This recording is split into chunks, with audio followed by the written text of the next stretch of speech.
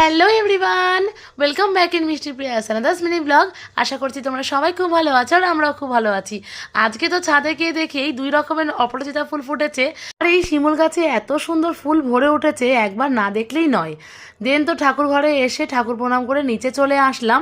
নিচে এসে তো সবার আগে করে নিচ্ছিলাম এদিকে সকালের টিফিনটা, তারপর তো বসেছিলাম 1 কাপ গরম গরম চা নিয়ে, কারণ কালকে রাতে আমি আবারও ভুলে গেছিলাম চিয়াসিস ভেজোতে। দেন তো বোন এখানে বেরিয়ে গেল কলেজের উদ্দেশ্যে। তোমরা তো দেখলেই আমি রেডি হয়ে বেরিয়ে পড়েছি কলেজের উদ্দেশ্যে। দেন তো স্টেশনে এসে ট্রেন ধরে রওনা দিলাম কলেজের দিকে।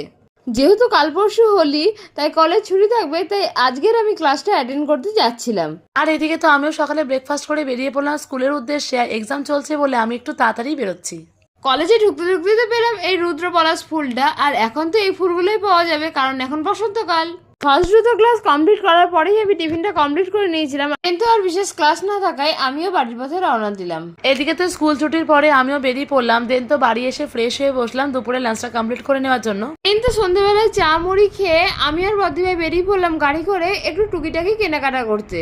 আর কালকে হোলি বলে মার্কেটে তো রঙের দোকানে ছড়াছড়ি। মার্কেটের ভেতরের দোকানগুলো প্রায়ই বন্ধ আর সামনে সবই রঙের দোকান। ফার্স্টেই তো এসেছিলাম গ্রসারি শপে, এখান থেকে টুকটাক কেনাকাটাগুলো কমপ্লিট করে নিয়ে সোজা চলে গেছিলাম রঙের দোকানে।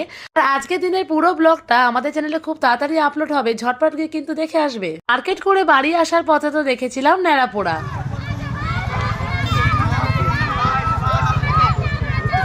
তো দ্যাটস ইট, দেখা হচ্ছে পরের ব্লগে।